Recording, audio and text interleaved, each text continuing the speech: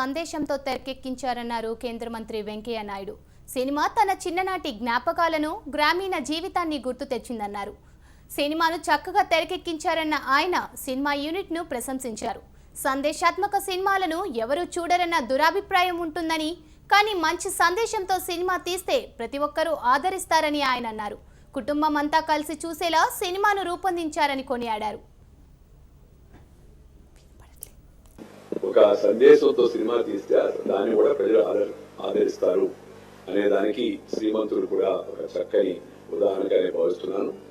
మరి యువ మిత్రుడు మహేష్ బాబు చాలా సహజంగా మన కుటుంబంలో ఎలాగైతే కుటుంబ సభ్యులు వాళ్ళ యొక్క ప్రవర్తన ఉంటుందో అదేవిధంగా సహజమైన నటనతో అందరినీ కూడా ఉత్సాహపరిచి చక్కగా నటించాడు. ఒక మంచి ఆదర్శమైన యొక్క ఇండిజినస్ అంటే భారతదేశంతో, ఈ మట్టితో, ఈ భూమితో, ఈ మనుషులతో, ఈ సంస్కృతితో, ఈ సభ్యతతో, ఈ ఆచార వ్యవహారాలతో, పద్ధతులతో ఉన్న యువకులు ఎలా మెరగాలో అలా మెరిగేటట్టుగా ఆ సినిమాలో తన నటన ద్వారా రుజువుపరిచాడు. చాలా సంతోషం.